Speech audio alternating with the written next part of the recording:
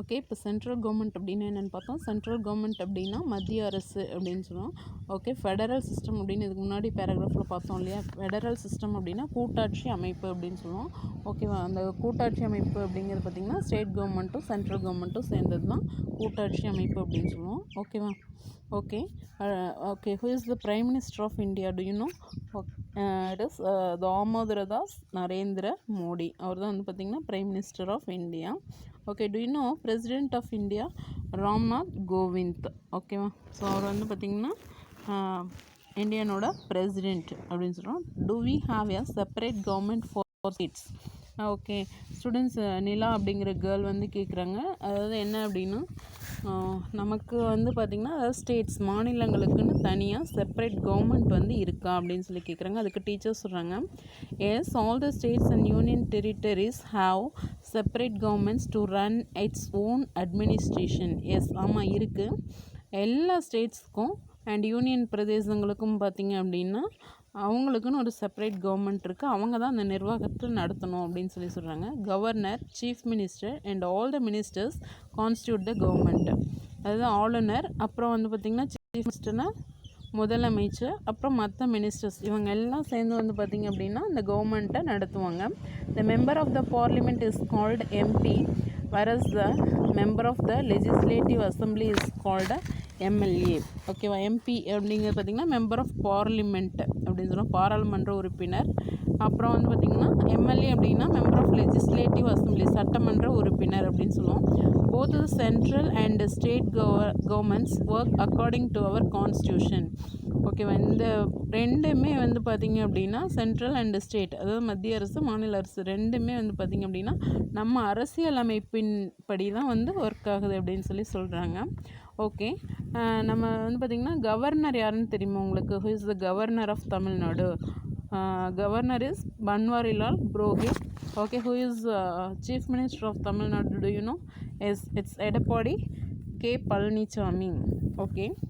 To you know the member of parliament MP of our constituency, அதாவது நம்ம தொகுதியினோட MP யார் அப்படிங்கிறது தெரியுமா? ஏகேபி சின்ராஜ் அப்படிங்கிறவங்க.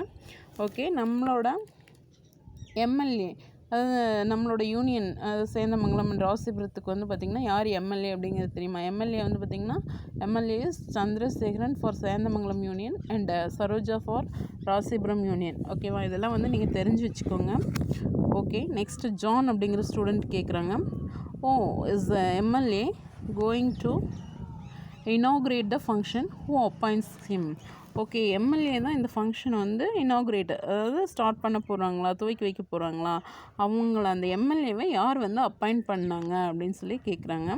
டீச்சர்ஸ் சொல்கிறாங்க அதுக்கு, நோ மை சைல்டு, இல்லை அப்படின்னு சொல்லிட்டு எம்எல்ஏஸ் ஆர் நாட் அப்பாயிண்டட். அவங்க வந்து அவங்கள வந்து அப்பாயிண்ட் பண்ணுறது கிடையாது. They are elected by the people through general election. அவங்கள வந்து பார்த்திங்கன்னா பொது தேர்தல் மூலமாக தான் அவங்கள தேர்ந்தெடுக்கிறாங்க. In the previous lesson we have studied about the political parties. ஓகேவா. முன்னாடி லெசனில் வந்து பார்த்திங்க அப்படின்னா நம்ம வந்து பொலிட்டிக்கல் பார்ட்டிஸை பற்றி பார்த்தோம்.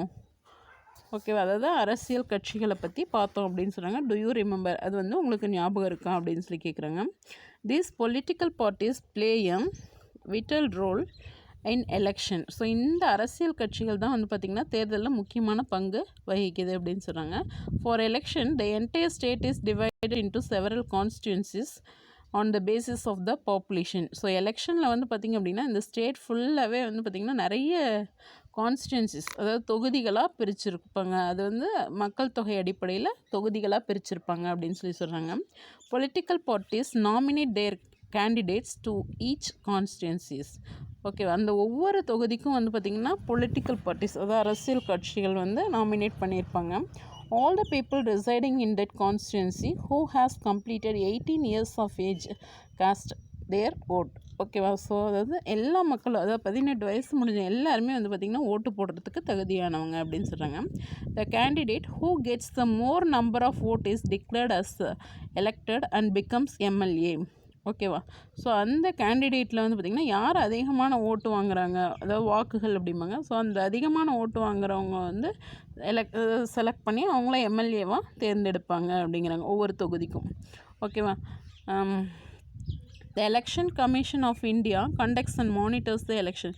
ஸோ இதை யார் நடத்துகிறாங்க அப்படின்னா இந்திய தேர்தல் ஆணையம் தான் வந்து இந்த எலெக்ஷனை கண்டக்ட் பண்ணி அதை வந்து வாட்ச் பண்ணுறதும் அவங்க தான் அப்படிங்கிறாங்க. After the election the party which gets more number of MLAs is declared as the majority party.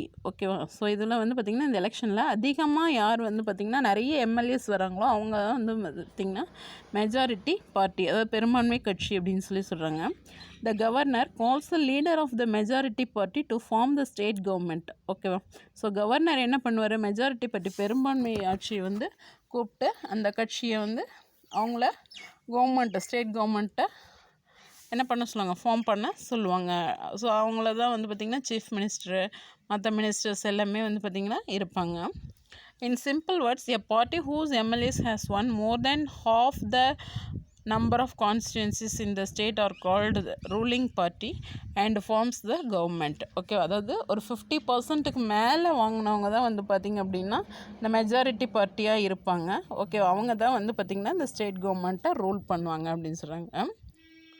ஓகேவா? And the party which gets the total number of seats next to the majority party acts as opposition in the legislature. ஓகேவா? So அந்த என்னது இந்த 50% மேலே வாங்கியிருக்காங்க இல்லையா, அந்த ஓட்டுக்கு அப்புறம் யார் அதிகமான வாக்குகள், ஸோ அவங்களுக்கு அடுத்து இருக்கவங்க வந்து பார்த்திங்கன்னா ஆப்போசிஷன் பார்ட்டின்னு எதிர்கட்சியாக இருப்பாங்க சட்டமன்றத்தில் அப்படிங்கிறாங்க.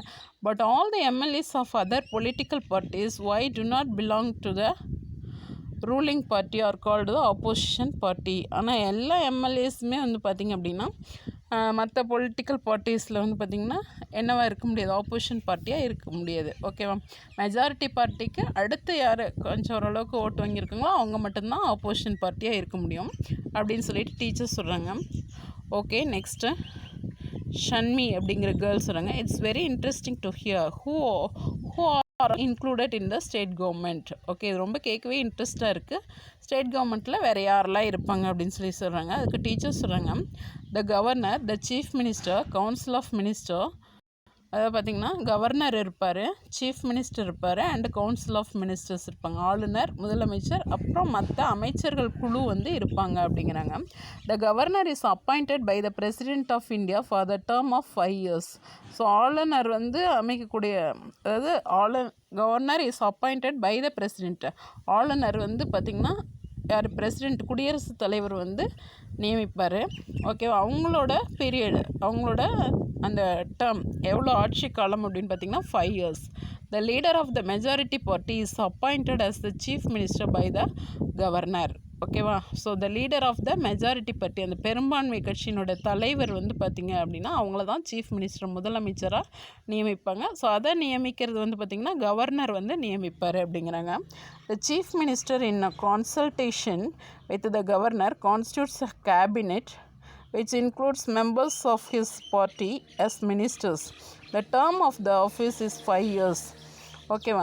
த chief minister in consultation with the governor. Chief minister வந்து பார்த்திங்கன்னா கவர்னர் கூட கன்சல்ட் பண்ணுவார். பண்ணிவிட்டு என்ன பண்ணுவார் அப்படின்னா ஒரு மந்திரி சபை, கேபினெட்னா மந்திரி சபை வந்து அமைப்பாங்க. அதில் வந்து பார்த்திங்க அப்படின்னா so includes members of his party as ministers. ஓகேவா? ஸோ அதில் வந்து நிறைய மந்திரிகள், மினிஸ்டர்ஸ், அமைச்சர்களை வந்து அதாவது அவங்கள நியமிப்பாங்க அப்படின்னு சொல்கிறாங்க. ஸோ அவங்களோட ஆட்சிக்காலமும் பார்த்திங்கன்னா 5 years தான் அப்படின்னு சொல்கிறாங்க.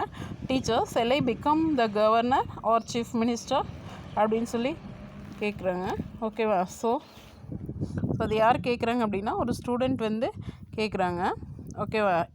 யார் அப்படின்னா லயா அப்படிங்கிற கேர்ள் வந்து கேட்குறாங்க, நான் வந்து ஒரு கவர்னராகவோ இல்லை சீஃப் மினிஸ்டராகவோ ஆக முடியுமா அப்படின்னு சொல்லி கேட்குறாங்க. டீச்சர்ஸ் கேட்குறாங்க, டீச்சர் வந்து ஆன்சர் பண்ணுறாங்க அதுக்கு, ஒய் நாட், ஏன் முடியாது மை சைல்டு அப்படின்னு சொல்லிட்டு. தட் இஸ் வெரி சிம்பிள், அது வந்து ரொம்ப சிம்பிள் தான். To become a governor you should be citizen of India. So நீ கவர்னர் ஆகிறதுக்கு எப்படி இருக்கணும் அப்படின்னா அதாவது இந்திய குடிமகனாக இருக்கணும். And should have completed 35 years of age and should have sound mind. அதாவது இந்திய குடிமகனாக இருக்கணும், 35 years இருக்கணும், அதே சமயம் வந்து பார்த்திங்கன்னா ஒரு நல்ல நாலேஜபிள் பர்சனாக இருக்கணும், அதான் சவுண்ட் மைண்ட் அப்படின்னு சொல்கிறாங்க. And should not hold any public office R profit. ஓகேவா? ஸோ நீங்கள் வந்து பார்த்திங்கன்னா எந்த ஒரு பொது அலுவலகங்கள்லையோ இல்லை வந்து பார்த்திங்கன்னா ஏதாவது ஒரு ஷேர் அந்த மாதிரி எந்த ஒரு லாபம் தரக்கூடிய செயல்கள்லையும் ஈடுபட்டிருக்கக்கூடாது அப்படின்னு சொல்கிறாங்க. To become a chief minister you should have completed 25 years of age and should be an MLA or in case of MLC should have completed 30 years of age. அது பார்த்திங்கன்னா சீஃப் மினிஸ்டர் ஆகணும் அப்படின்னா 25 வயசு முடிஞ்சிருக்கணும். அதே சமயம் எம்எல்ஏ இல்லை எம்எல்சினா member of legislative council அப்படின்னு சொல்லுவாங்க. ஓகேவா? ஸோ அப்படி இருக்கணும் அப்படின்னா நீங்கள் 30 years ஆயிருக்கணும் அப்படின்னு சொல்கிறாங்க. ஓகே.